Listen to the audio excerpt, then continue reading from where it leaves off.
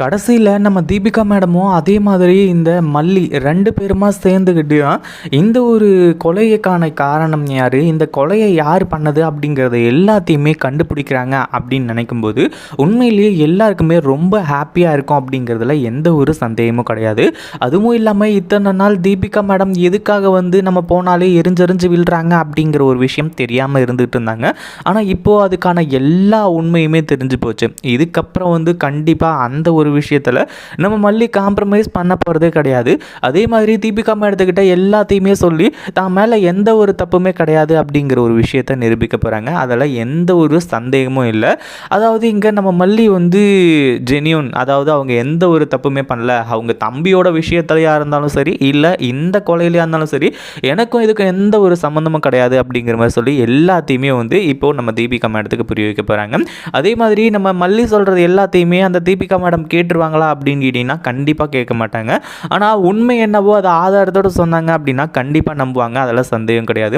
இப்போது இந்த சுடரோட கேஸில் வேணால் நம்ம மல்லிக்கிட்ட எந்த ஒரு ஆதாரமும் இல்லாமல் இருக்கலாம். ஆனால் அவங்க தம்பி இறந்து போனது எதுக்காக, ஏன் இறந்து போனாங்க, என்ன ஏது அப்படிங்கிற டீட்டெயில் எல்லாமே நம்ம மல்லிக்கு ஓரளவுக்கு தெரியும். அதுவும் இல்லாமல் அது எல்லாத்தையுமே சொன்னதுக்கப்புறம் தான் தீபிகா மேடம் இருந்துக்கிட்டு மல்லி சொல்கிறது எல்லாமே உண்மை அப்படிங்கிற மாதிரி சொல்லி அந்த ஒரு உண்மையை ஏற்றுக்க ஆரம்பிச்சுறாங்க. ஏன்னா ரியாலிட்டியை ஏற்றுக்கிட்ட தான் உண்டு, இல்லை அப்படின்னா அது எவ்வளோ பெரிய பிரச்சனையில் கொண்டு போய் விடும் அப்படிங்கிறதுக்கு இந்த தீபிகா மேடமே ரொம்ப மிகப்பெரிய எடுத்துக்காட்டாக இருந்துகிட்டு இருக்காங்க.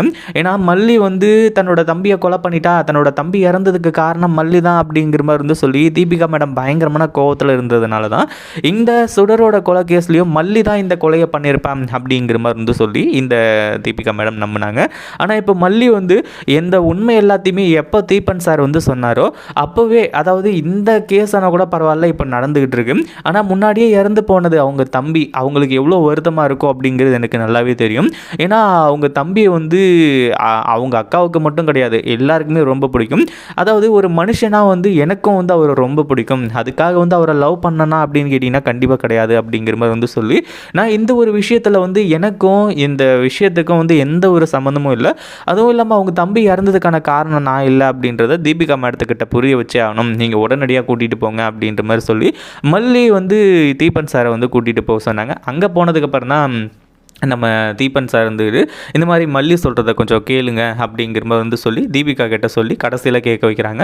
கடைசியில் மல்லி சொன்னது எல்லாத்தையுமே கேட்டு இப்போ தீபிகாவும் எல்லாத்தையுமே மறந்து மாறி நிற்கிறாங்க. இது கொஞ்சம் கஷ்டமான ஒரு விஷயம் தான்.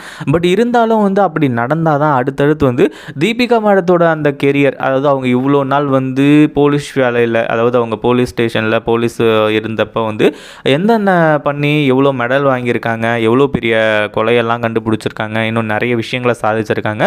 ஆனால் இந்த ஒரு கேஸில் அந்த ஒரு விஷயம் கெட்டு போயிடக்கூடாது அப்படிங்கிறதுக்காக தான் மல்லி அவ்வளோ தூரம் சொல்லிட்டு இருக்காங்க. ஏன்னா இதில் உண்மையிலே கொலைகாரன் யார் அப்படிங்கிறத சீக்கிரமாக கண்டுபிடிக்க போகிறாங்க, அதில் எந்த ஒரு சந்தேகமும் கிடையாது. பட் இருந்தாலும் இதில் கொலைகாரனை கண்டுபிடிக்கிறதையும் தாண்டி இன்னும் சில விஷயங்கள்லாம் இருக்குது. அது என்ன அப்படின்னு பார்த்தீங்கன்னா, இப்போ தீபிகா மேடம் பழைய மாதிரி இருக்கணும், அவங்க இந்த கேஸை எடுத்து நடத்தணும் அப்படிங்கிறது தான் மல்லி அந்த ஒரு விஷயத்தை மட்டும் தெளிவாக கேட்டுக்கிறாங்க. கடைசியில் தான் தீபிகா மேடம் சரி மல்லி, உனக்கிட்ட, அதாவது நீ இதுக்கு முன்னாடி என்கிட்ட எவ்வளோ விஷயங்கள் சொல்லணும் அப்படிங்கிற மாதிரி அதெல்லாம் என்னென்ன அப்படிங்கிற மாதிரி கேட்கும்போது இப்போதைக்கு அந்த விஷயம்லாம் நமக்கு தேவையே கிடையாது, நம்ம அந்த கத்தி வாங்கின அந்த பையனை ஃபாலோ பண்ணணும் அப்படிங்கிற மாதிரி சொல்லி மல்லி சொல்கிறாங்க. எதுக்காக மல்லி இந்த ஒரு விஷயத்தை செய்யணும்னு நீ சொல்கிற அப்படிங்கிற மாதிரி கேட்கும்போது, இல்லை மேடம், அவன் மேலே எனக்கு சந்தேகமாக இருக்குது, அதாவது உண்மையிலேயே அவன் எங்ககிட்ட சொன்னது எல்லாமே, அதாவது பாதிக்கு பாதி பொய் தான் அப்படின்னே சொல்லலாம். அதாவது அந்த கத்தியை வாங்கிட்டு வர சொன்னது ஒரு லேடி தான் அப்படிங்கிறது ஒன்று மட்டும்தான் உண்மை போல் இருக்குது, மற்றது எல்லாமே போய் அவனை வாட்ச் பண்ணோம், அவனை ஃபாலோ பண்ணோம் அப்படின்னா உண்மையிலே அடுத்த உண்மைகள் எல்லாமே தெரிய வந்துடும். அதாவது அந்த கத்தியை யார் வாங்கி வச்சாங்களோ அவங்க தான் உண்மையான குற்றவாளி அப்படிங்கிற மாதிரி சொல்கிறாங்க. அதே மாதிரி அந்த பையனும் இப்போது அந்த பையனை ஃபாலோ பண்ணிகிட்டு இருக்கும்போது அவனும் ஃபோன் பண்ணி இந்த மாதிரி மிரட்டிகிட்டு இருக்கான். இந்த மாதிரி நீங்கள் தான் ஒரு கொலையை பண்ணீங்கன்னு எனக்கு நல்லாவே தெரியும், அதுவும் இல்லாமல் நான் கேட்குற பணத்தை நீங்கள் கொடுக்கணும் அப்படிங்கிற மாதிரி சொல்லி இது யார்கிட்ட பேசுகிறாங்க அப்படிங்கிறது தெரியல. ஆனால் கடைசியில் அந்த பையனோட நம்பரை ட்ரேஸ் பண்ணி இந்த ராஜேஸ்வரி தான் இது எல்லாத்துக்குமே காரணம் அப்படிங்கிறதையும் கண்டுபிடிச்சிடறாங்க. இப்போது ராஜேஸ்வரி, அதாவது தன்னோட அங்கே வீட்டுக்கு போயிட்டு இந்த ராஜேஸ்வரி ஃபோனில் பேசிக்கிட்டு இருக்கிறது எல்லாத்தையுமே கேட்கும்போது உண்மையிலே என்ன நடந்துச்சு, ஏது நடந்துச்சு அப்படின்றது எல்லாத்தையுமே டீட்டெயிலாக தெரிஞ்சுக்கிறாங்க. அதாவது இந்த சுடரை கொலை பண்ணுறதுக்கு இவங்க பிளான் பண்ணதுலேருந்து இன்னும் நிறைய விஷயங்கள், நிறைய உண்மைகள் தெரிய வருது. ஒரு பக்கம் வந்து இப்போது ராஜேஸ்வரி, அதாவது இவ கொலை பண்ணாலோ இல்லையோ, கொலை பண்ணுறதுக்கு திட்டம் போட்டால் இந்த ரகு கூட சேர்ந்துக்கிட்டு, அதே மாதிரி மல்லியை வந்து கொலையாளியாக்கணும், கொலை பண்ணவங்களா மாற்றி கடைசியில் மல்லியை ஜெயிலுக்கு அனுப்பணும் அப்படிங்கிற மாதிரி வந்து சொல்லி கத்தியை மாற்றி வைக்க நினச்சது. இது எல்லாத்தையுமே வச்சு பார்க்கும்போது இந்த ராஜேஸ்வரி தான் இந்த கொலையை பண்ணியிருக்கான் அப்படிங்கிற மாதிரி வந்து சொல்லி கடைசியில் வந்து ராஜேஸ்வரியை கைது பண்ணுறதுக்கு இப்போ ரெடியாக இருக்க போகிறாங்க. ஏன்னா மல்லி அடுத்ததாக வந்து தீபிகா மேடம் இவங்க 2 பேரும் ஒன்று சேர்ந்து வருவாங்க அப்படின்னு சொல்லிட்டு இந்த ராஜேஸ்வரி எதிர்பார்க்கவே இல்லை.